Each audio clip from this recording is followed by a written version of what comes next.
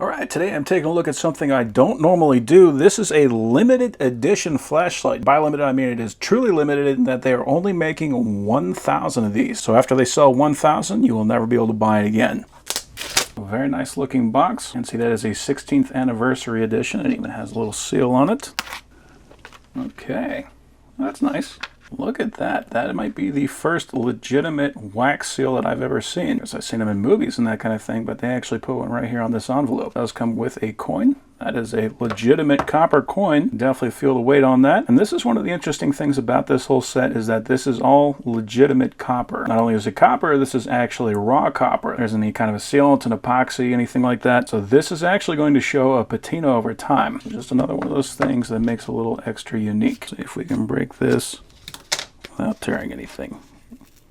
Copper doesn't stay pristine, it records time. If you actually use the thing, the friction from your fingers as well as the oils can actually polish it. So if you were to rub this every day, it's going to stay fairly pristine. But if you just had this set in storage, it will develop that patina more quickly. Very nice. And here is the flashlight. So this does come in an airtight seal. So theoretically, if you never did what I just did, then this could stay in a much better condition. Once you expose it to the elements, that's when the patina starts working. And that is very good looking. That is a super high polish and very shiny looking thing. So you can see we got a USB-C port. We got a little spot for our tether. SC1, that is going to be the model. And here is the flashlight lens. So it appears we got two lights. We got one's more diffused and one is more direct. We got a nice, shiny, smooth reflector in there. And it appears that that is magnetic. Yep, and that will actually hold itself up. On the top we got a label and we got the button for our light. So we also have a little holder for it. And because that is magnetic, that can just clip right on there. And we can clip that onto our cap. Oh, that's nice. So we've got a very cool looking carabiner that also is a multi-tool. So we got our Phillips, we got our flathead, we got a couple of hex sockets, we got a bottle opener, and we've got a little pocket knife. Very cool. We also have a strap, so we can feed that through our holder. There's a very nice elastic to it, and that has the style of clip that I like. And then it'll lock back down. So we can put that on our wrist.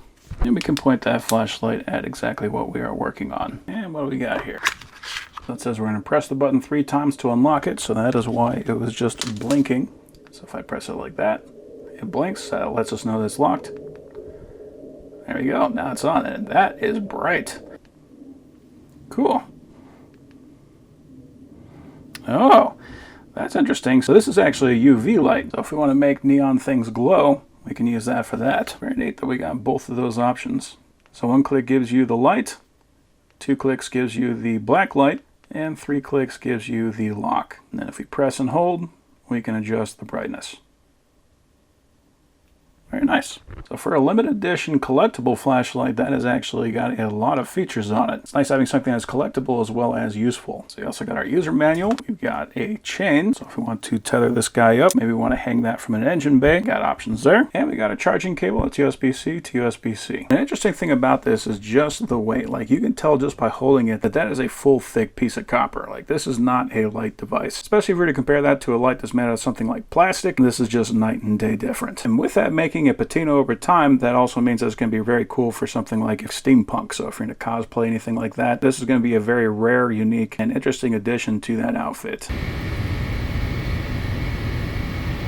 Yeah, and just as a flashlight, like that does work very well. On top of that, being able to work 2 hands makes it even that much more useful. And I think probably a bigger thing too is just the fact that this thing is so small. You can put this in places where you couldn't put a normal flashlight.